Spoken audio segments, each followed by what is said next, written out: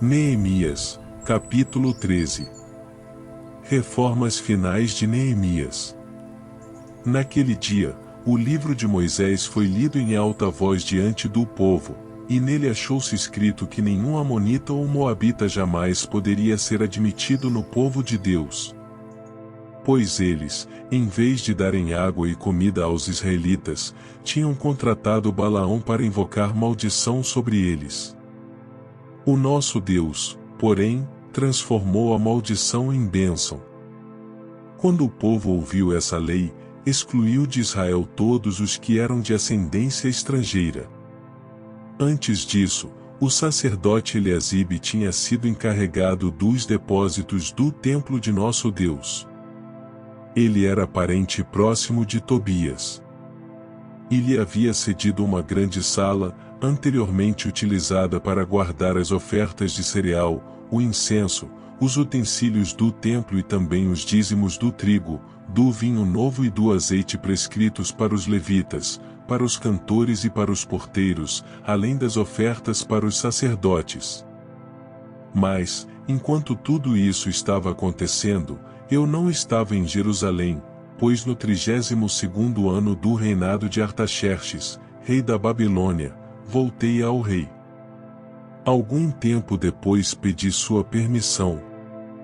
E voltei para Jerusalém. Aqui soube do mal que Eliasibe fizera ao ceder uma sala a Tobias nos pátios do templo de Deus. Fiquei muito aborrecido e joguei todos os móveis de Tobias fora da sala. Mandei purificar as salas e coloquei de volta nelas os utensílios do templo de Deus, com as ofertas de cereal e o incenso.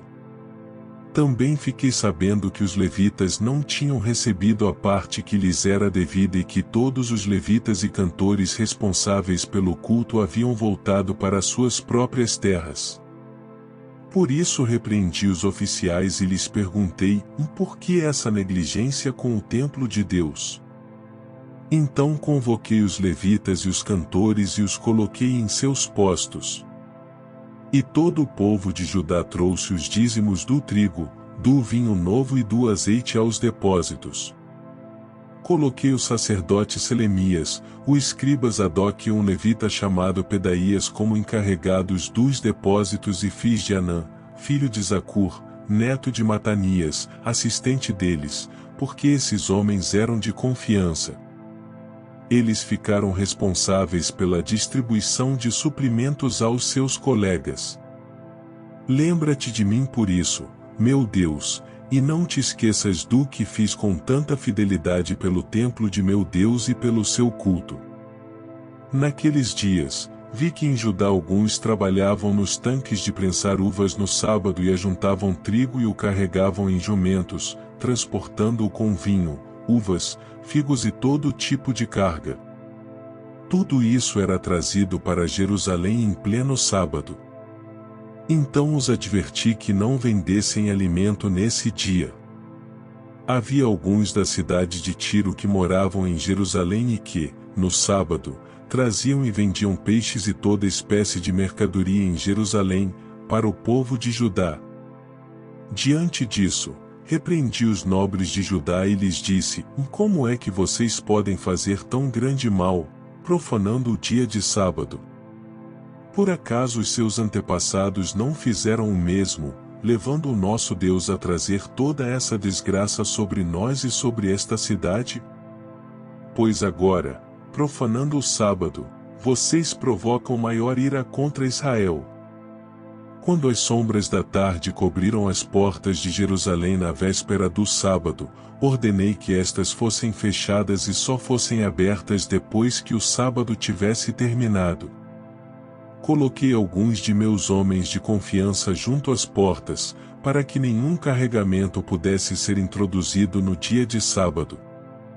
Uma ou duas vezes os comerciantes e vendedores de todo tipo de mercadoria passaram a noite do lado de fora de Jerusalém. Mas eu os adverti, dizendo, por que vocês passam a noite junto ao muro? Se fizerem isso de novo, mandarei prendê-los.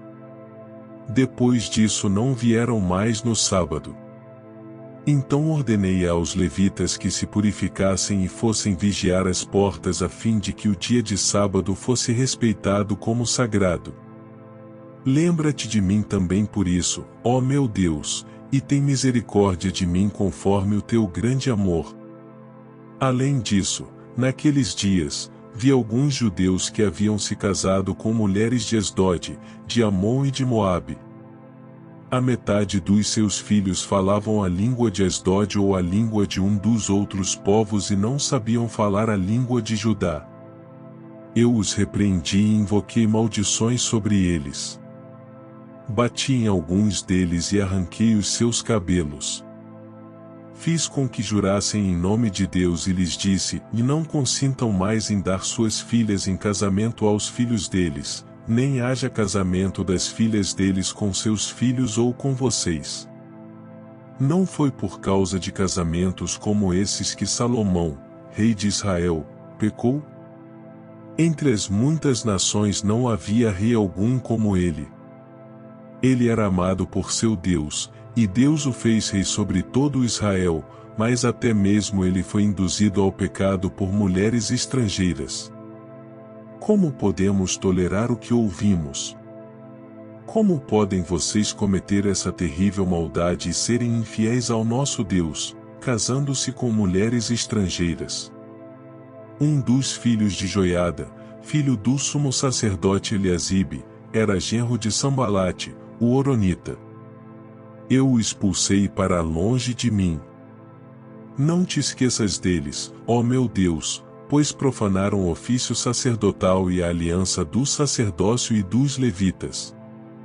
Dessa forma purifiquei os sacerdotes e os levitas de tudo o que era estrangeiro e lhes designei responsabilidades, cada um em seu próprio cargo.